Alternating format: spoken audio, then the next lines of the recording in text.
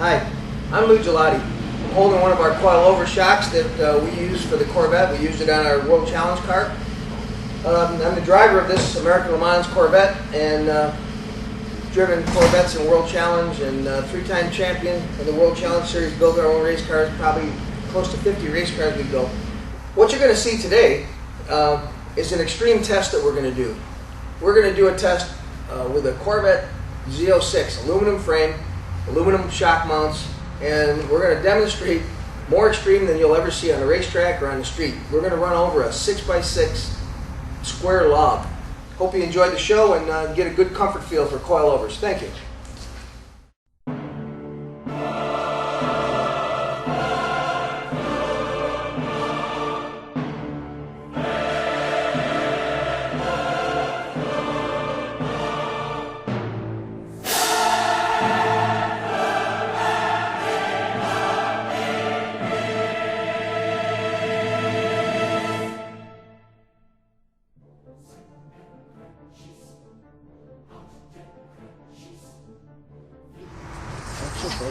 Sorry for the dirt. We've been working on this, but basically a test is what it is.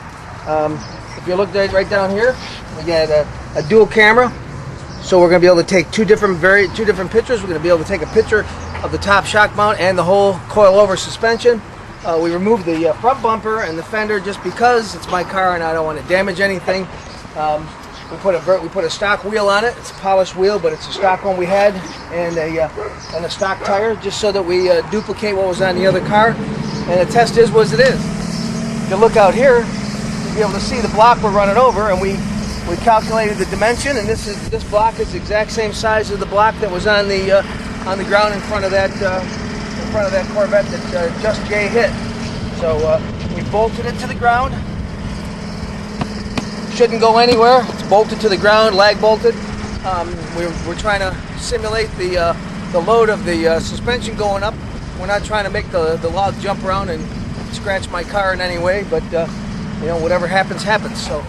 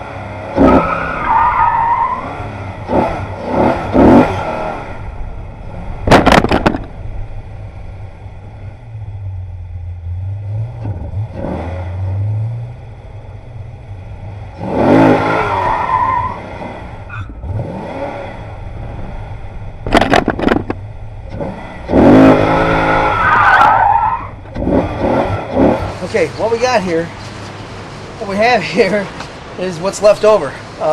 Check out this wheel. We destroyed this wheel. Okay, we went over this, I think, a grand total of 6 times. Destroyed the wheel. Check this up, please. The only thing that got damaged here was the wheel. I mean, the wheel is destroyed. We were pretty impressed that it actually held air. There wasn't much rubber left to hold any air.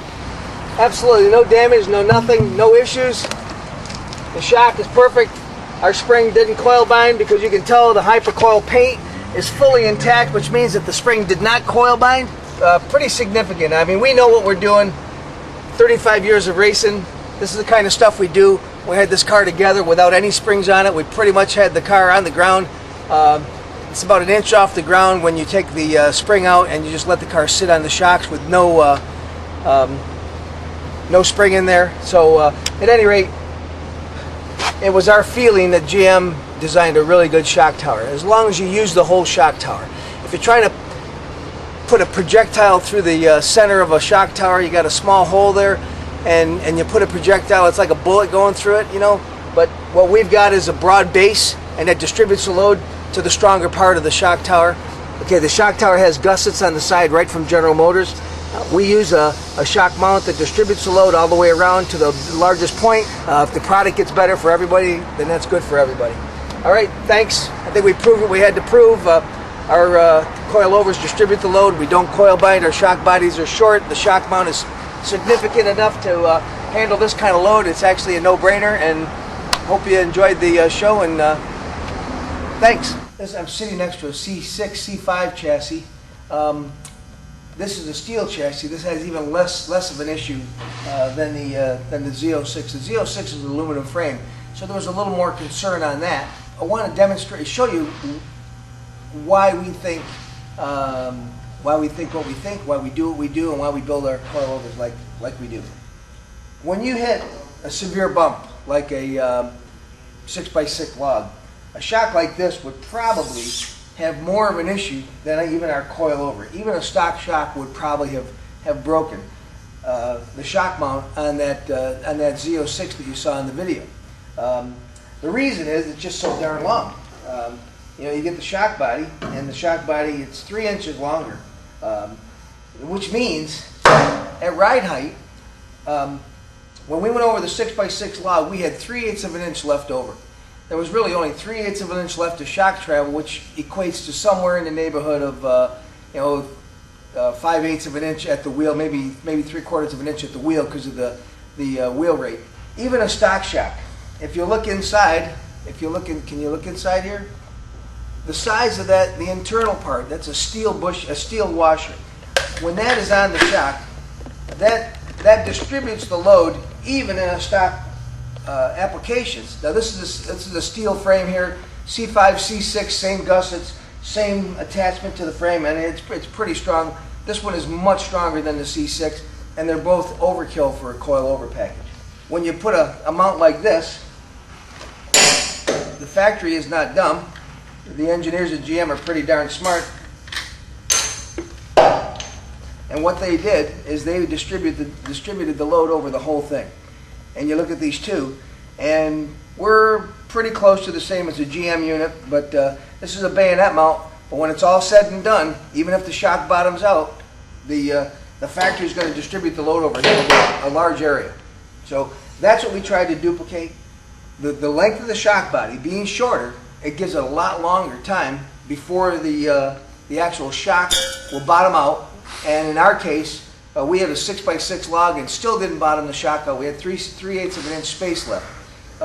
We run a really good hypercoil spring. This is a car that spring that won Indianapolis, won Formula One races. Hypercoil. It's a spring that comes on Ferraris, you know, Porsches. It's a racing spring, first class racing spring. You drive around in solid shocks and then hit a 6x6 in the middle of the road, you're looking for trouble. Now, in the defense of any shock, you hit something 6x6. If you don't break the upper mount, you've done something pretty good. Anyway, you saw the demonstration we did over a 6x6 block. You'll never see that on a racetrack. These are the same shocks we used on our race cars, our championship, world challenge race cars. You know, a number of wins with our Corvette, and then on our American Le Mans car, we're not using the Bilstein anymore, only because we're waiting for Bilstein to build them. We're going to use an adjustable because at some point, when you get into American Le Mans or the higher class series, you need an adjustable shock. To be honest, any racing or any track days you do, these shocks have been valved by Bilstein. Specifically for us, we went to the racetrack. A Bilstein shock engineer came down and worked with us for a number of days, and we've had these shocks valved to our specifications. And I'll be honest, unless you go too far off on the spring rates that we supply, You'd have to go 50 to 100 pounds higher or 50 to 100 pounds lower to need these shocks valved differently. But if you're going to road race, this is the shock for you. The adjustable shocks that are out on the market, unless they're a Penske or a Moton, are really only an orifice which opens and closes the size, so you reduce bump and rebound, or you increase bump and rebound at the same time. So you never really can take bump up and rebound down. You're just moving it up and down together. So, at any rate, if you're in the market for a coil-over shock, I hope you give us a call and take a look at our package. It's strong, it's efficient, it's well tested. The valving is really well done. We do what we do, and we've done it for years. We do know what we're doing, and we've been through the shock rain dance more than once. Thanks very much for your time. I appreciate it, and hope you enjoy your coilovers, whatever brand you decide. Thank you.